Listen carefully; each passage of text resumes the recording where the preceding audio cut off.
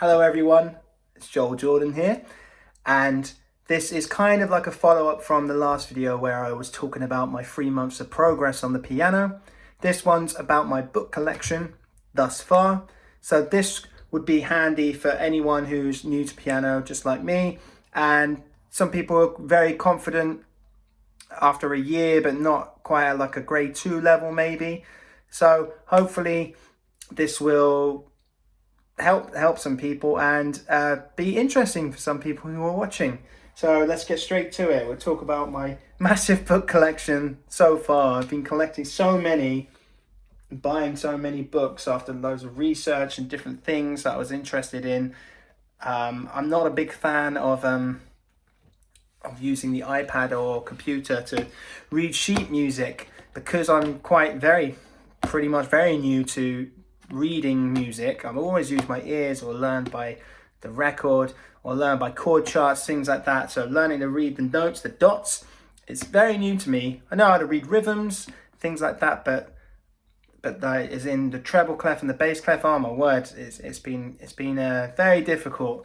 So that's why I like to have the physical copy of these books to really help me be motivated to read instead of like scrolling through a bunch of files. So yes, I'm not protecting the environment too much using paper, but for hundreds and hundreds of years people have used piano music this way in books. So there you have it. So my first book is my journal, which I jot down every single day, just little things. Like for example, I forgot to do this one. Started Calypso Carnival. So I'll say when I first started a song, right? Calypso Carnival. And if it's in a big book or a repertoire book, I'll name it as well what book it is. So I'll put AMB 2, which is Alfred Method book number 2, all in one. I don't put that because I know it's the all in one. Then I'll put the page, which I believe, I'll just check the previous one. So it's page 53. Okay. Other things of today, 3 months playing piano, so I jotted down every Saturday. I jot down how many weeks it's been. Anything else in here that's interesting? It's just simple things. I haven't put anything that's too important. Sometimes I'll mention about Hanon if I come up with an idea how to use the exercises, but going ahead of myself, let's get straight to it. So that's my journal. Then I've categorized things I've had to into different sections now of my library.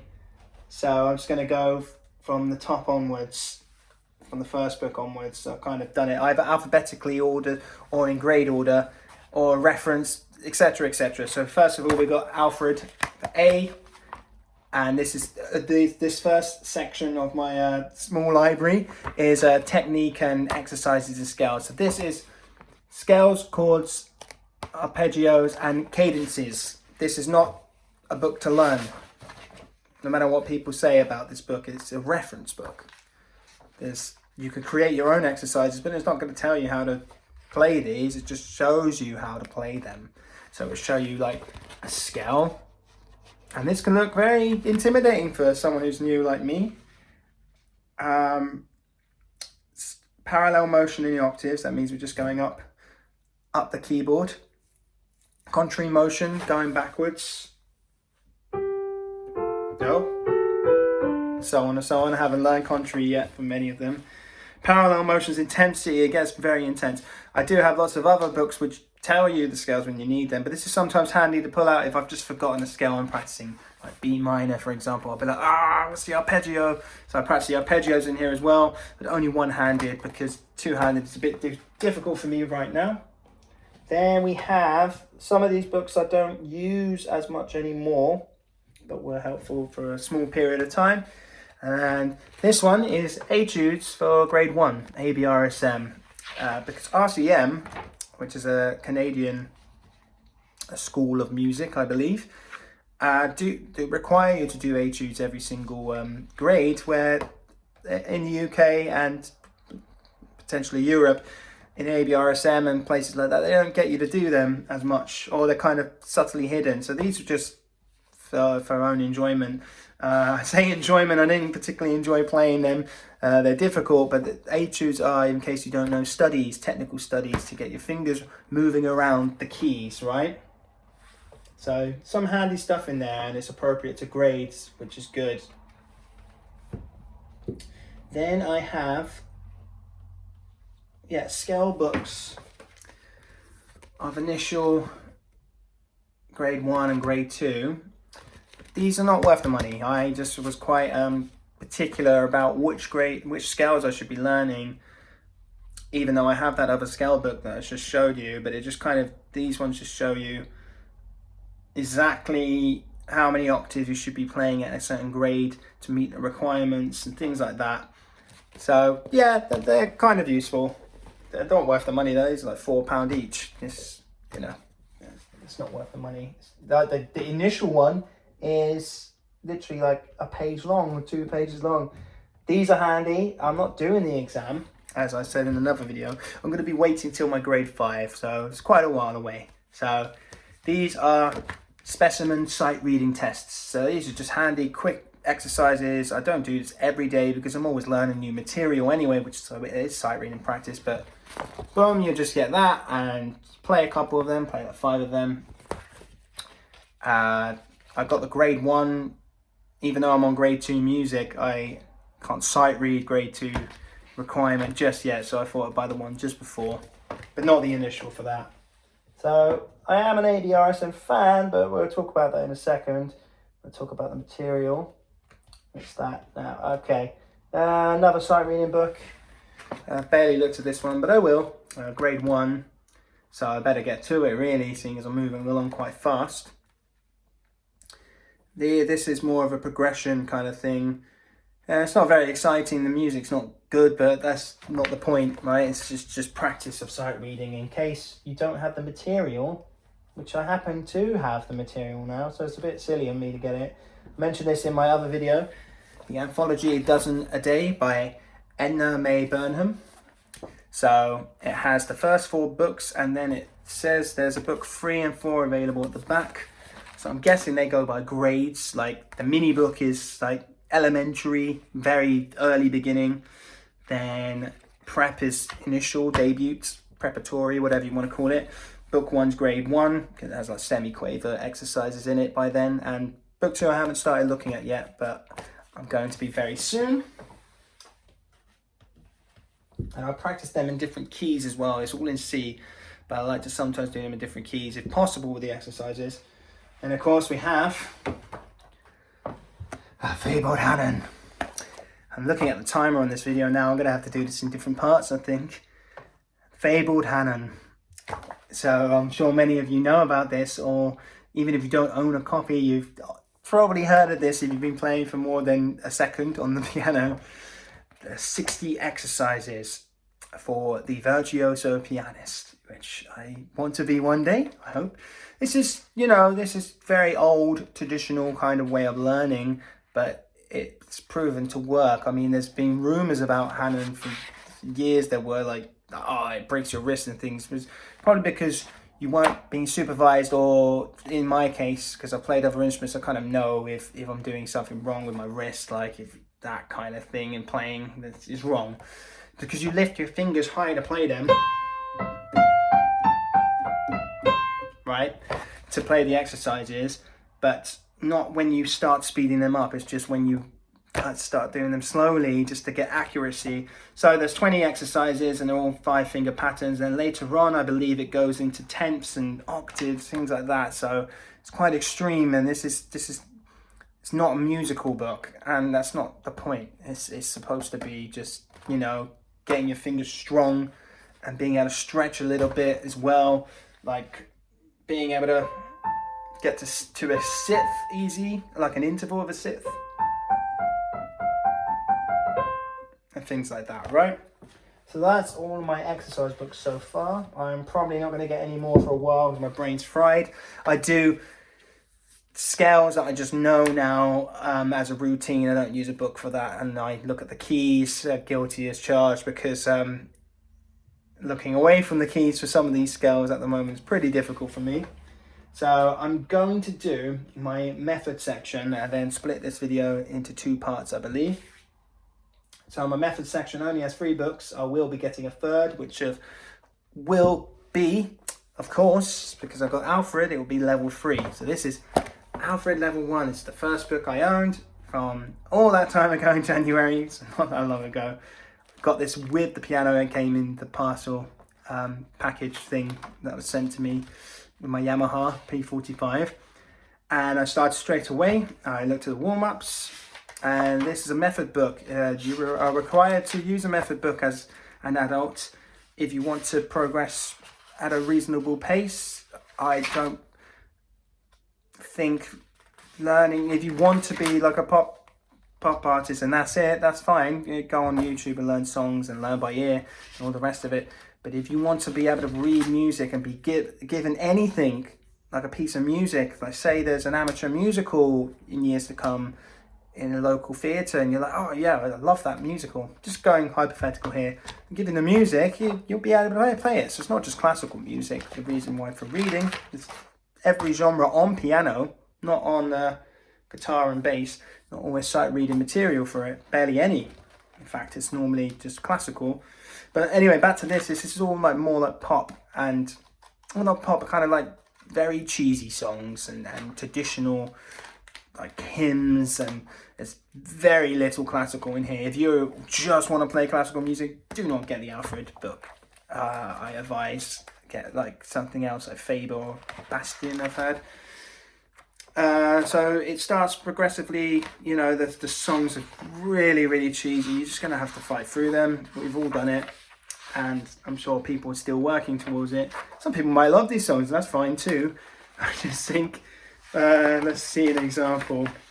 I do laugh at it now though, because I quite enjoyed them in the end. They kind of stick to you.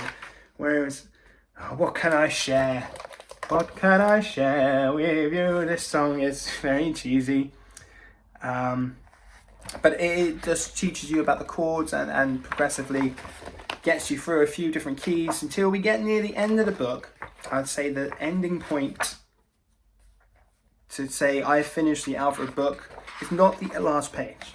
It is the Entertainer, or no, sorry, Amazing Grace. After Amazing Grace, we come across on pages 144 to 159, so Over the Rainbow, are 7 very popular sections that you have the knowledge and the ability to perform. There is no new things taught to you at this point, and the songs are ridiculously hard compared to the rest of the book. It's really difficult. I learned Over the Rainbow and then I gave up on the others. I wasn't interested. I love Etta James, and I thought that last version was not great, in my opinion. Singing in the Rain looked okay, but I don't think it's in the original key. And then so on and so on. So I went straight on to, where is it? Book 2. Haven't spent as much time with this because I've been learning other things. Whereas this one was my stick to it because you need to learn the basics. This one, I don't spend a while on each section anymore. I'll learn a song and then the next day I'll learn another one. But that's my ability because I've played other instruments, see.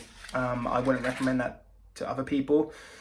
People ask a lot do I need to get level 2, and same for Faber and stuff, and I want to, because I think level 3 has some really decent stuff at the end. It's not level appropriate, it's supposed to be much harder, but it's got like versions of Moonlight Sonata and things like that, so that's pretty cool, and it's just giving you loads of material to read. Now, the difficulty in this one is really sometimes quite random. Some songs are very, very difficult, and then the next page will be normal again, right? So I've gotten pretty far in this already. Some decent songs, but most of them are far worse than the first book. They just look like, oh, come on, it's a slog. But A Theme from Solace, A Mexican Serenade is really nice. Scott Joplin song. I can imagine it's a much easier version, like The Entertainer, because he was a fantastic pianist. La Bamba, no, I've talked about that before. La Raspa is pretty good. There's a lot of Mexican songs for some reason. Festive Dance is nice. There's a Liszt tune as well, like a very, very simple version of the Hungarian Rhapsody. Scherzo, I'm not sure. Oh, that's like a dedication to Horowitz. So I recommend it. If you enjoyed Alfred 1, you'll enjoy this one. If you loved Alfred 1, definitely get this. And you can progress through this just like before. I just skipped ahead a bit. It's Brahms' Lullaby again, but what they've done, they do this in the classical guitar books, I believe, as well. They give you different versions of them. So if you've seen Brahms' Lullaby in number 1, now it's in a different key signature. I won't give spoilers in case you don't know what that is, that key signature. So these are the adult all-in-one, by the way. So they're not the basic ones. So there's a lot more songs, so it takes a lot longer to get through. But more material to sight read, more musical instead of just reading those exercises I have. So I can mix and match depending what my mood is. But I do Alfred every day. So I do look for it every day. And then we have my biggest secret at the moment is this bad boy. Look at that. Oh, it's going to take me years to get, well, months to get through this. Improvising Blues Piano by Tim Richards. This is the first book in the series. They're not in level order, but there is also Improvising or Discovering Jazz Piano, which I'll definitely be getting because I love my jazz. Volumes 1 and 2, and they're both the same size. So you can imagine, this guy is very comprehensive. There's also a Latin piano one, so I absolutely cannot wait to get into that as well, because I love like a bossa nova and mambo, things like that. I'm a bass player at heart.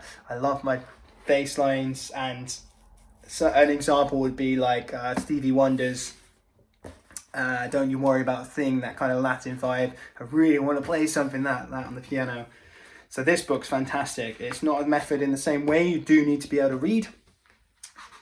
It does give you some fingering numbers, but it kind of teaches you different things. I've gone through the first chapter, the second chapter I've just started, and you learn very sudden about sixth chords. On the piano, they're quite easy to play. On guitar, not so much, but let's see.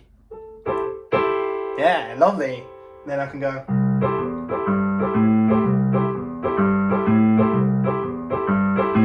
So great, you know, that's like a Kansas City kind of vibe, and Fats Domino and other piano players as well. So that is my method books and my technique and exercises. We've gone way over time, so I'll have to show you my repertoire books. I just like saying that word. I know it's not how you say it in the UK. And also my composer books, like miscellaneous compilations as well. So that'll be a lot of a shorter video. And I hope I haven't bored you to death from watching this, and hopefully given you some insight of what kind of things you can learn. The blues one that's right in front of me, I just mentioned, is like a grade 3 kind of level. It is very hard to read, and I'm only picking up bits I can do right now. But he says at the beginning of the book, just go back if you need to, and you'll be surprised what you can do. But the time you go back after, like, you know, another 50 or so pages, come back. And it comes with backing tracks as well. It's really handy. You get to hear how he's doing it. So, hope you enjoyed, and I shall speak to you all soon.